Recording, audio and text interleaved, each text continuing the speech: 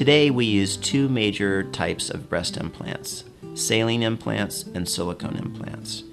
And these are named depending on what we place inside of a rubberized silicone balloon called the shell.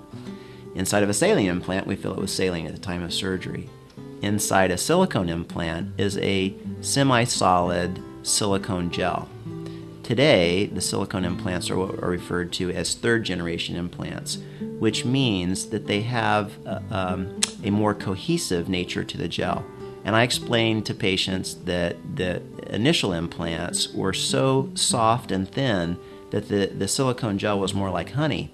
And when these implants wore out and broke, the silicone could leak. Today's implants are what we refer to as cohesive gel implants, and they're more like Jell-O. They have a very soft and natural feel and behave more like breast tissue than saline implants.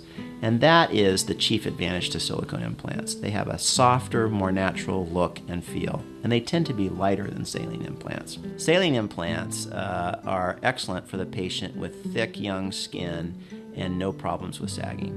Patients who have had children and have complained their breasts are deflated and they're having some problems with sagging tend to have tissue and skin that's thinner, and so a saline implant may be seen and therefore not give as natural a result as a silicone implant, which is much more tissue-like. Of course, the major concern over the last 15 years has been safety, and the question is, are silicone implants safe?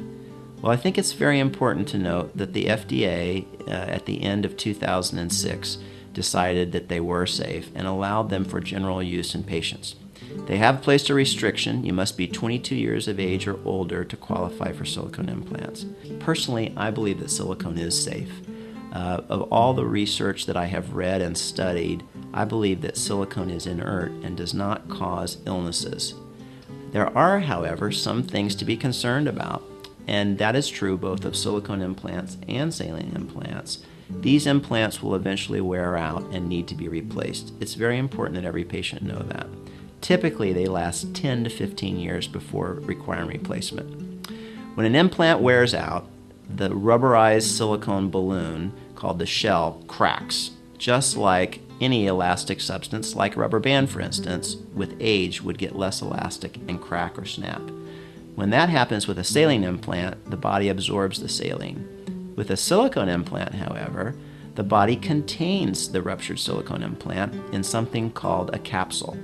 The capsule is the body's healing tissue that forms around an implant, and it will contain the silicone in all but about 10% of cases. In those patients, a small amount of silicone can leak outside the capsule, where the body attacks it with scar tissue and creates a lump called a granuloma. This must be removed at the same time that the silicone implant that is worn out is replaced. The other thing that's terribly important to understand about implants is that these implants are not lifetime products. They eventually will need to be replaced. In addition to that, sometimes scar tissue called capsular contracture can develop around an implant.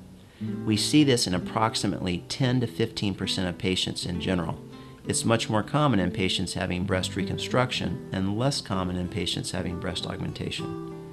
Even though the majority of patients will not have a problem with capsular contracture, it is possible that patients could develop this, and so capsular contracture is an important potential complication that patients should know about before they decide to have breast augmentation.